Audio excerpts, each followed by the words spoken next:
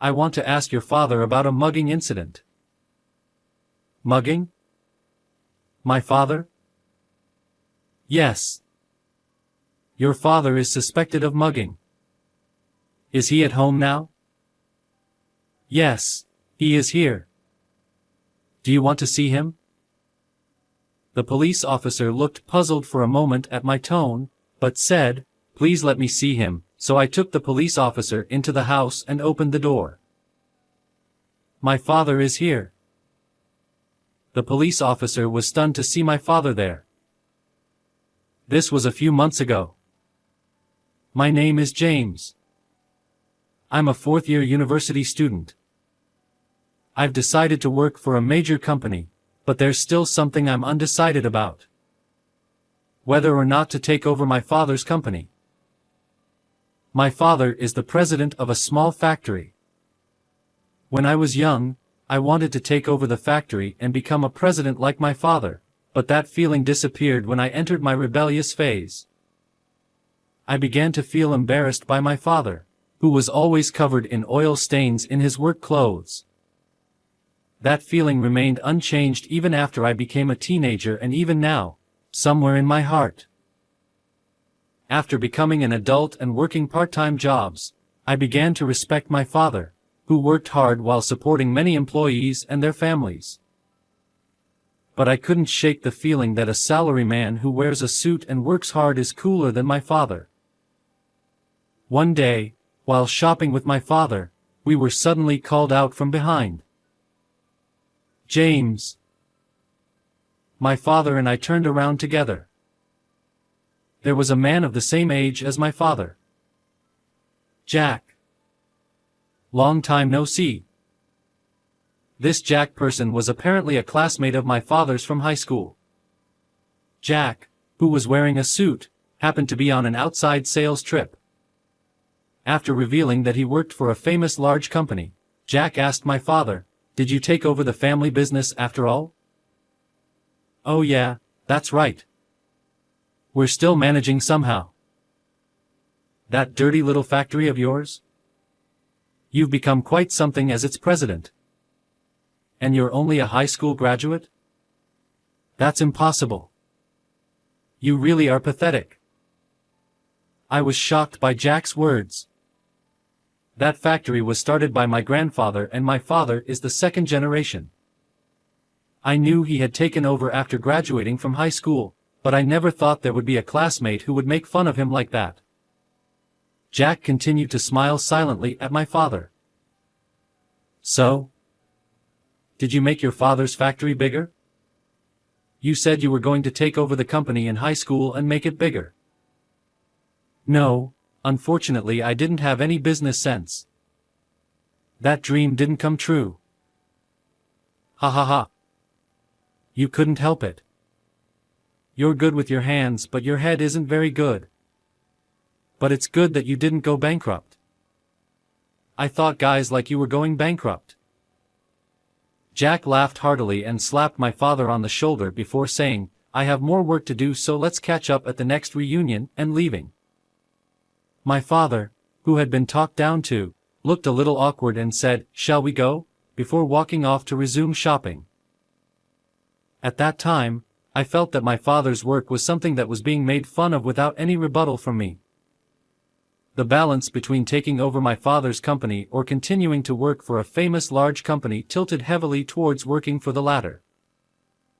A few weeks later, my father's alumni association was held. By chance, it was held at the bar where I worked part-time. The place was busy with many customers that day, and I didn't have many opportunities to bring food and drinks to the table where my father's alumni association was being held.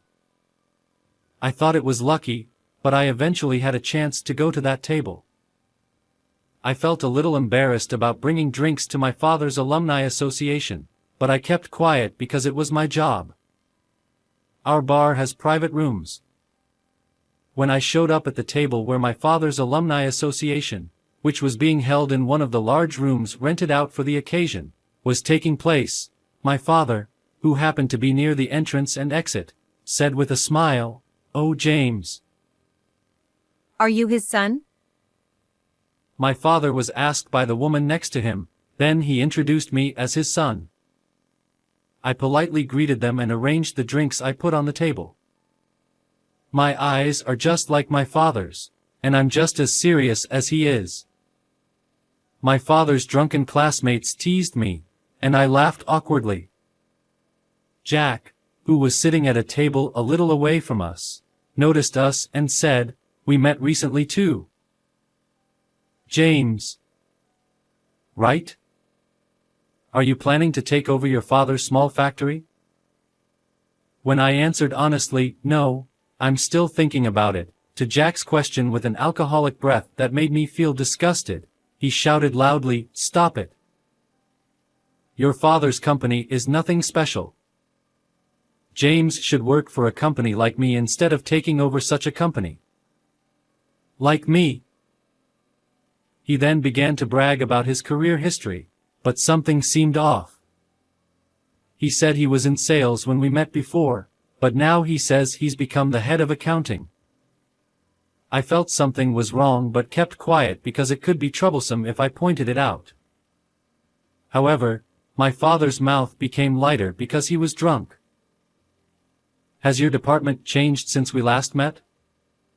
"It hasn't been that long since we last met, a few weeks ago." "Was it an urgent transfer? Did sales not suit you?" Jack's mouth, which had been talking so much, stopped when he heard my father's words. Jack looked flustered and nodded his head saying, "Yes. That's right. Sales wasn't for me. As soon as I transferred, I became the head of accounting." "That's strange. Didn't that company get absorbed by a foreign company and have its accounting department based overseas?" As my father pointed out, the company Jack boasted about had been absorbed by a foreign company. Many people had noticed this but didn't point it out until my father did so. There was a burst of laughter at my father's remark. "Hey Jack. What's going on? Are you really the head of accounting even though you were absorbed by another company?" "Shut up. Can't you see I'm at this party?" Jack, who had been laughed at, trembled with regret and said, "I'll go home," before leaving with heavy footsteps. The people around him told my father that he hadn't done anything wrong, so Jack must have always been like that. Seeing my father being praised for what he said rather than being laughed at made me happy. Even though he was drunk, my father looked cool when he said what everyone else found hard to say. Half a year has passed since then. I still spend days wondering whether or not to take over my father's company. My confusion has only deepened day by day and honestly don't know what to do. One day while relaxing at home, the intercom rang. Since my mother wasn't there, I went to the entrance. "Yes. Hello. You're James?" The visitor said so in uniformed clothes. I replied with a stiff voice, "Yes," surprised and wondering if I had done something wrong or not when the police officer said, "Regarding the purse snatching incident, there's something I want to ask your father." "Purse snatching? My father?" "Yes. Your father is suspected of purse snatching. Is your father at home now?" "Yes, he's here, but do you want to see him?" The police officer looked puzzled for a moment at my tone, but said, "Please let me see him," so I let the police officer into my house and opened the door to the room. My father is here. There was a Buddhist altar and a photograph of my father. I told the police officer that my father had passed away in a traffic accident, which made him freeze in shock. "I'm sorry for your loss," said the police officer. I asked him, "My father is not the kind of person who would snatch purses.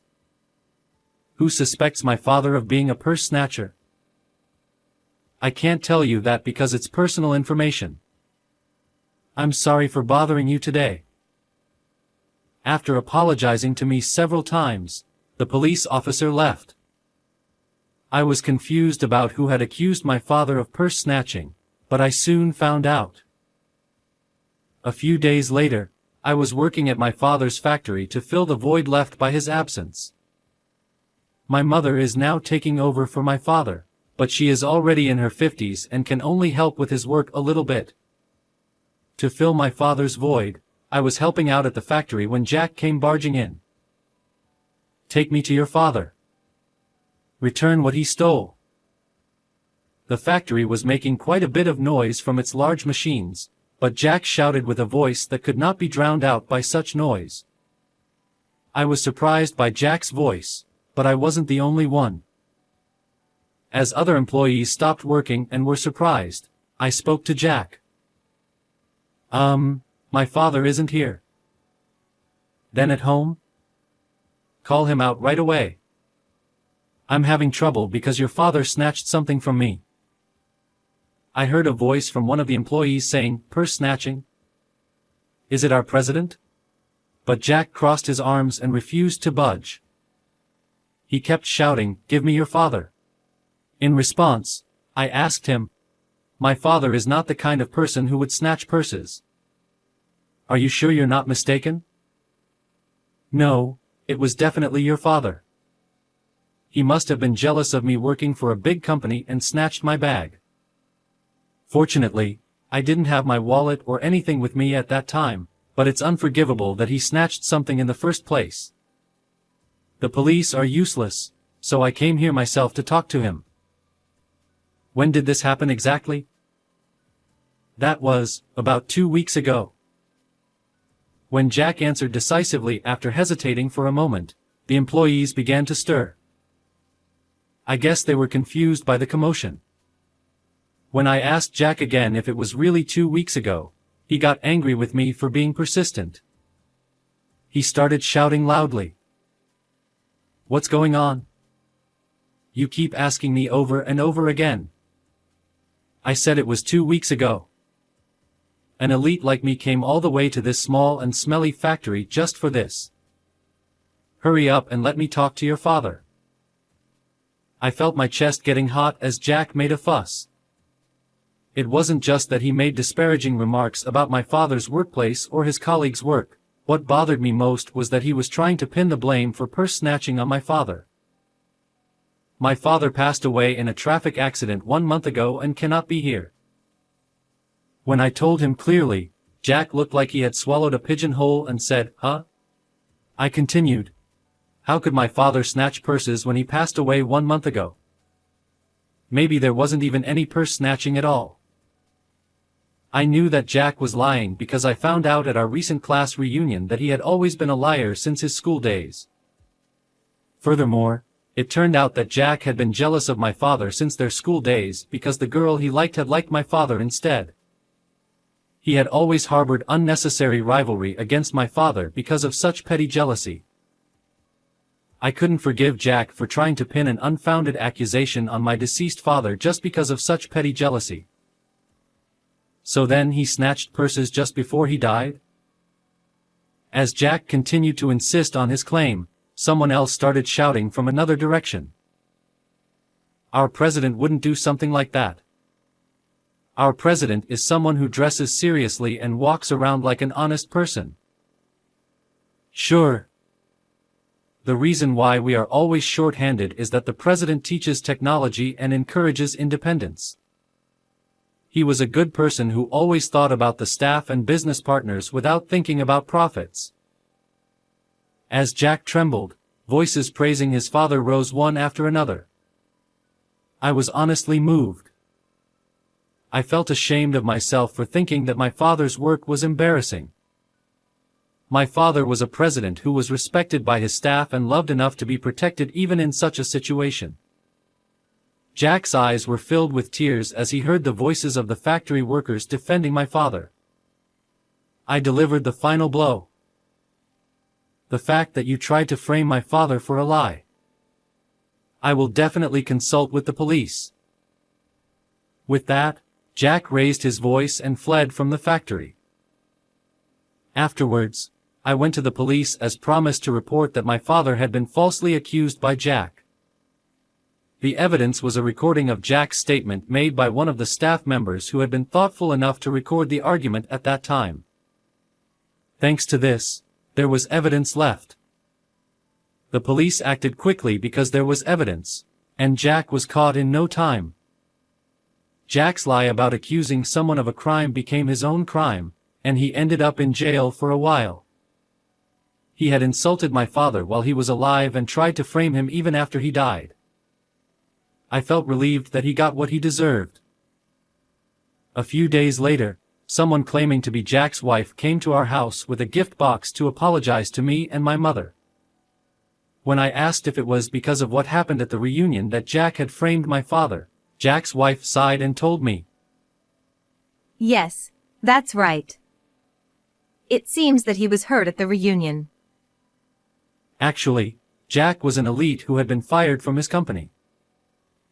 He had been looking for a job but it didn't go well, and that's when he met me and my father. Jack, who was obsessed with being an elite, lied, but when he got drunk, he told inconsistent lies and ended up embarrassing himself. He began to resent my father and decided to frame him. I was disgusted by his ridiculous reason for lying, but it seemed that Jack's wife felt the same way. She told me that she intended to divorce him. Jack apparently had no children, so even if he got out of jail, no one would be waiting for him. After graduating from college, I decided to take over my father's company. One reason was that I was worried about the management of the company since my father had just passed away. Another reason was that I couldn't forget the voices of the staff members who had protected my father when Jack lied about him. I wanted to become a president who is loved and respected by staff members like them. That incident became a turning point for me. Since I belonged to the Faculty of Business Administration, I could manage the part of management that my father wasn't good at, but I had to learn from staff members about technology. The staff members taught me many things saying, if it's for his son, and they also told me many stories about my father. Every time they did so, I realized how great my father was. "Dad, you were really cool. I'm ashamed that I didn't realize it while you were alive. I'm really sorry." I spoke to his portrait. "After work, I'm covered in oil stains. It's embarrassing now that I used to think this is uncool. This dirt is proof of how hard my father worked. I'll do my best to become a president like you. And I'll definitely make your dream come true." I spoke to his portrait again and felt like my father smiled. I'm going to work hard from now on to become a president like him. I want to fulfill my father's dream of expanding the town factory that has been passed down since my grandfather's generation.